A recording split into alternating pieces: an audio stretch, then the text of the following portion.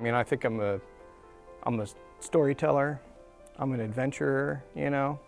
I'm just a very curious person who wants to somehow make a difference. You know, when I was picking like a career or a direction of what to do, you know, I had things I wanted to do. I wanted to be a veterinarian.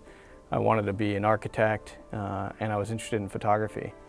And of those, I thought photography is something I could see myself doing. I'm not in an office, I'm outside. And then once I discovered photojournalism, my world kind of opened up, you know, where I was trying to get people out of my pictures all the time and just photograph nature and beauty. Now I was incorporating people and their emotions and their stories. So, you know, it's always, in my mind, it's about telling other people's stories that need to be told. My concentration, you know, when I'm doing my job is to not be part of the story. You know, I don't, if I could do a story without ever, if I could see and feel and hear and know the story to my core without ever really getting involved, I would do that, you know, and I think that's the purest way to tell a story.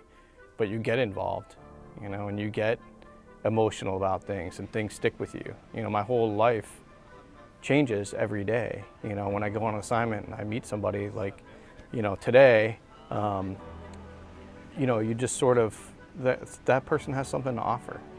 You know, you're like, oh wow, he's a parking lot attendant, doesn't sound exciting.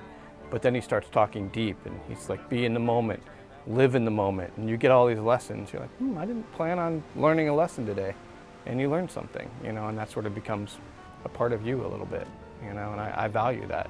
I don't think there's too many other jobs where you get to go out and meet somebody new every day and gain from their experiences. I mean, I cherish that, I value that, and I respect that.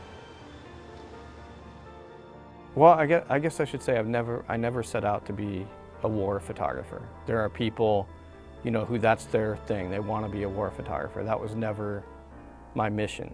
You know, I happened into it, and, you know, after the first time it happened, and I went and gained experience and knowledge on how to work in those environments, you know, I found that I could work in those environments and I could tolerate, you know, these extreme conditions and the things you see and all of that, and come back and, you know, be a somewhat normal person. So, you know, at that point it becomes a duty because, you know, we have a large staff here, but not everybody wants to go and do that. So, you know, I feel like if I'm asked, I need to go, you know, and I have rarely said no. I mean, probably the toughest story that still lives with me is probably Fallujah. You know, that probably still lives in my heart and my core a lot. I'm still in contact with, you know, people I was in Fallujah with 10 years ago, and, you know, I think about them a lot because a lot of them are not doing well. And it was, you know, the most intense time in my life. I really thought I was going to die, and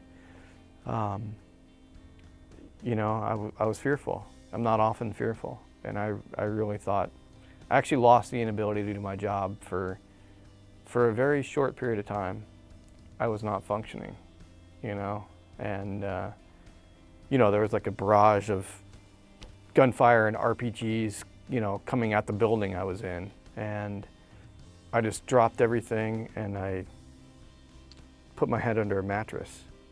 And I don't know how long I was under that mattress, but I just, at one point I thought, I need to do what I'm supposed to be here doing. Like, I can't help what's happening right now, but I just need to keep working. And, you know, it was a tough day and a tough time. And, you know, I just went to a reunion with all these guys. Probably, it was in March, I think. And, you know, I'm still connected with them, and that I value that. So, you know, yeah, I get paid the same amount of money if I'm sitting on the, you know, court side at a Lakers game as I do when I'm covering a war. So some people think that's kind of stupid, but I think I'd rather be covering people living in extreme situations and trying to survive than, you know, Kobe Bryant running down a basketball court. So it's just personal choice. I mean, I feel like there's more of an opportunity to make a difference and make a statement if you do that that sort of work. I really think you just work, and then if something good comes of it, that's great too. And you know, to win a Pulitzer, you know, it's still kind of like shocking to me, I guess, in a way. And it's been, you know, 7 years now, I guess. And I kind of still, it's hard to fathom. But it opens doors, I think, in ways. It earns the respect from, you know, my peers and my bosses, and I think that's great. I'm sure it's afforded me opportunities that I wouldn't have otherwise had, you know, and I appreciate that, you know, and it was for a story about, you know, the world's oceans and their decline, and I think that's an important story, and being recognized with the Pulitzer Prize for that story, I can't ask for anything more. You know, I really think if that gives that story a little bit, you know, longer legs, all the better. You know, I grew up as a scuba diver. I've been in the ocean since I was a kid. I love it, I value it, I respect it, and I'm really sad for it. So, you know, even just getting to work on that story was amazing to me. I mean, I got to go to all these amazing places that I would never have seen before. I mean, the sad thing was I saw the worst things that you could think of in those places, you know, ocean pollution, plastics, you know, all this stuff. But I got to be there and tell the story out of it. So, yeah, Pulitzer, I don't know. It just happened. I mean, I guess I would say probably the most important stories that I've worked on, they've been environmental stories.